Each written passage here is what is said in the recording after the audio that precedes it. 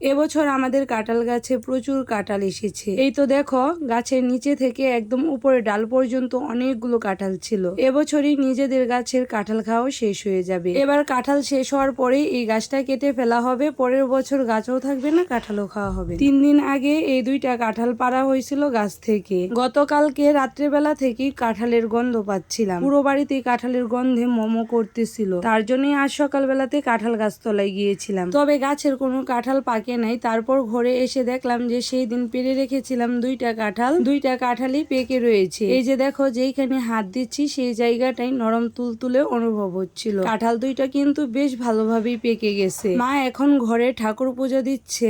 বড় কাঁঠালটা এইখান থেকে নিয়ে ধুয়ে মাকে দিলাম ঠাকুর পূজাতে দেওয়ার জন্য। কাঁঠাল ভেঙে ঠাকুর পূজাতে দেওয়ার জন্য কিছু রুয়া রেখে বাকি কাঁঠালটুকু দিয়ে দিল ঘরে। এই দেখো কত বড় বড় কাঁঠালের রুয়া হয়েছে। এর সাথে যে একটা ছোট কাঁঠাল ছিল সেই কাঁঠালটা কিন্তু লোকনাথ পূজাতে দেওয়া হয়েছে। যাই হোক, গাছের প্রথম ফলগুলাই ভগবান সেবাতে লেগে গেল।